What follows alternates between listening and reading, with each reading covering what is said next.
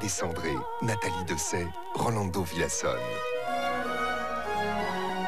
Une nouvelle fête baroque par le concert d'Astrée et Emmanuel Haïm. Une nouveauté Erato, disponible dans toutes les Fnac.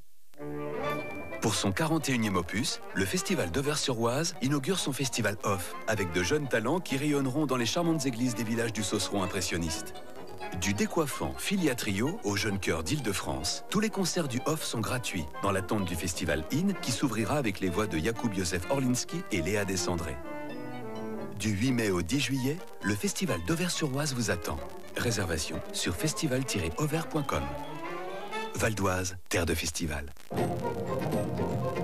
Lucille Bréau, une journée entre nuages et soleil. Et oui, il se partage le ciel de ce vendredi. Tout le pays reste au sec aujourd'hui, malgré un petit risque d'orage sur les Pyrénées en fin de journée. La douceur est générale, sauf sur les côtes de la Manche, à cause de ce vent de nord-est un peu sensible. Au meilleur de la journée, comptez 20 degrés à Paris, 21 à Lyon, 25 à Montélimar, 16 à Brest, 18 à Reims, où vous nous écoutez sur 103 FM. Amiral Gestion. Les fonds pour investir long terme. Radio Classique. Et votre journée devient plus belle. Il est 9h, vous êtes à l'écoute de Radio Classique. Excellente fin de semaine. Nous sommes le vendredi 29 avril 2022. Lucille Bréau pour l'essentiel de l'actualité. Et elle a une pas de nouveau gouvernement avant une semaine au moins. Emmanuel Macron fait durer le suspense. L'équipe actuelle va finalement rester en place un peu plus longtemps qu'on ne le pensait. La cérémonie d'investiture pourrait avoir lieu le 8 mai prochain. Le président réélu, lui, est attendu dans les Hautes-Pyrénées aujourd'hui sur un marché. À gauche, on est tout près d'un accord entre socialistes et insoumis pour les législatives. Ce matin, la direction du PS souscrit aux propositions de la France insoumise, augmentation du SMIC à 1 400 € net par mois, retraite à 60 ans, planification écologique, 6e République, mais aussi le non-respect de certaines règles européennes.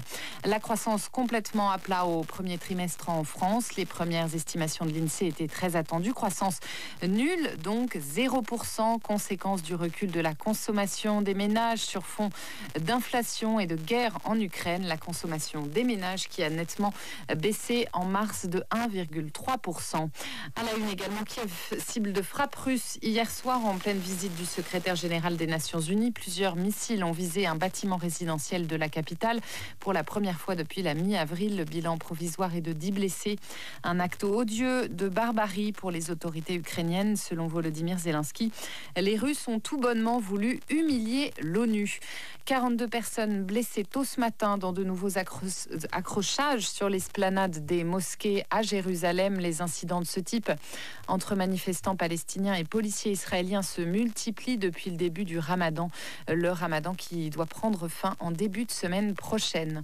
Et puis au Mali, la France appelle la junte à reconsidérer la suspension définitive de RFI et France 24. Les deux médias sont accusés d'incitation à la haine après publication de témoignages qui mettent en cause l'armée malienne dans des exactions contre des civils. Il est 9h02 sur Radio Classique, l'heure de prendre des nouvelles de la Bourse de Paris avec Sylvie Aubert ce matin d'Investir, le journal des finances. Bonjour Sylvie.